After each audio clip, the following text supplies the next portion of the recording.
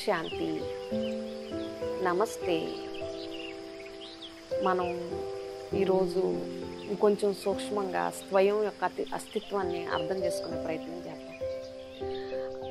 చాలామంది ఆత్మ అన్న మాట విన్న వెంటనే ఒక రకమైనటువంటి కన్ఫ్యూజన్లోకి వెళ్తూ ఉంటారు. నిజానికి అంటే ఆత్మ అన్నదానికి రుజువేంటి అని కనుక మనం ప్రశ్నిస్తే, అసలు దైనందిన జీవితంలో మనం చాలాసార్లు ఈ శబ్దాన్ని ప్రయోగిస్తూ ఉంటాం, కానీ అర్థం లేకుండానే మనం దాన్ని ప్రయోగిస్తూ ఉన్నాం. ఉదాహరణకి మనం ఆత్మవిశ్వాసం అంటాం, ఆత్మ పరిశీలన చేసుకోండి అంటాం, అలాగే ఆత్మ వంచన చేసుకోకండి అంటారు, ఆత్మబలం అంటాం, ఆత్మతృప్తి అంటాం. ఈ రకంగా చూసినట్లయితే మనం ఎన్నోసార్లు ఆత్మద్రోహం అని కూడా అంటూ ఉంటారు, ఆత్మశాంతి అంటారు.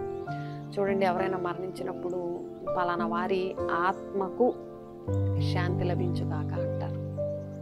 ఇంగ్లీష్లో మనం సెల్ఫ్ అంటాం, స్పిరిట్ అంటాం, లైఫ్ అంటాం.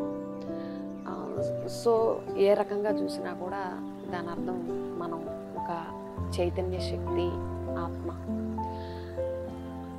హ్యూమన్ బీయింగ్ అంటాం మనిషిని. అందులో it's a combination of 2 words, humus plus being. అంటే body plus soul is equal to human being. అంటే శరీరము ప్లస్ ఆత్మ ఈజ్ ఈక్వల్ టు మనిషి. అంటే పంచతత్వాలతో కూడిన ఈ శరీరంలో ఉన్న చైతన్యమైనటువంటి శక్తి ఏంటి అంటే, ఆ లివింగ్ ఎంటిటీ ఏంటి అంటే ఆ బీయింగ్ అన్నమాట. దాన్నే ఆత్మ అంటారు. జీవాత్మ అంటూ ఉంటాం, పరమాత్మ అంటూ ఉంటాం. జీవాత్మ అంటే, ఆత్మ అంటే ఈ శరీరాన్ని నడిపించే శక్తి, జీవము అంటే ఈ పంచతత్వాలతో తయారైనటువంటి రక్తమాంసాలతో కూడినటువంటి ఈ అస్థి దేహం. కాబట్టి మనం ఆత్మ భ్రూ మధ్యస్థానంలో కేంద్రీకృతమై ఉంటుంది. కర్మేంద్రియాలు ఆత్మకు కర్మలు చేసేందుకు లభించిన సాధనాలు. మనం ఆత్మ గురించి మరింతగా అధ్యయనం కనుక చేయగలిగితే, మనం మనిషి శవం. చూడండి, శవానికి కూడా కళ్ళు, ముక్కు, చెవులు అన్నీ ఉంటాయి, కానీ అందులో చైతన్యం లేదు. ఎందుకు లేదు అంటే, చైతన్యం అనేది డిపార్ట్ అయి వెళ్ళిపోయింది. అంటే ఈ శరీరం జడ పదార్థం, జడం. ఇందులో ఉన్న చైతన్యం ఆత్మ.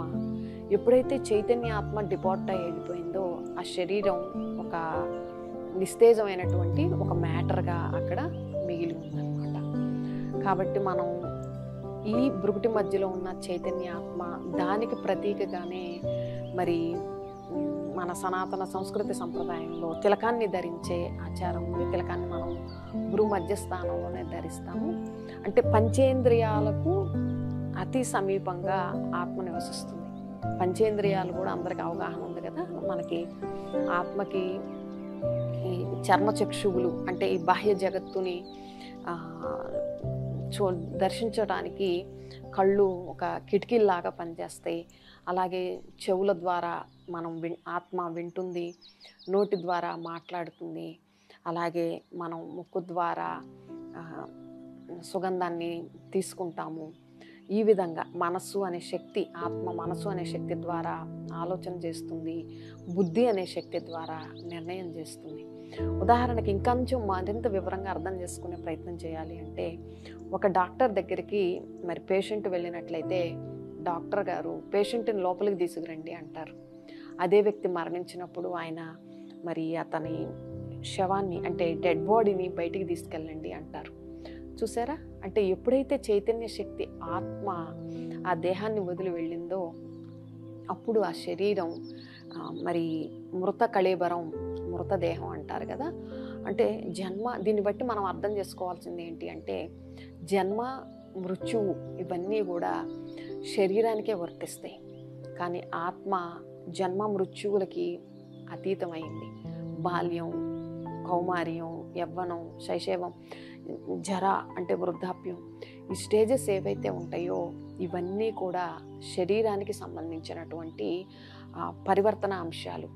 కానీ ఇందులో ఉన్నటువంటి ఆత్మ చైతన్యం అది ఒక శరీరాన్ని వదిలి మళ్ళీ తను చేసినటువంటి అంటే ఆ పాత శరీరంలో ఉంటూ తాను చేసినటువంటి కర్మలు, ఆ కర్మ ఫలాల అనుసారంగా మళ్ళీ మరొక జన్మని తీసుకొని శరీరాన్ని ధారణ చేసి మళ్ళీ ఆ శరీరంలో గత జన్మ కర్మల ఫలం అనుసారంగా సుఖం, దుఃఖం, చింత, రోగశోకాలు ఇలా అన్నిటినీ కూడా ఎక్స్పీరియన్స్ చేయటం జరుగుతుంది.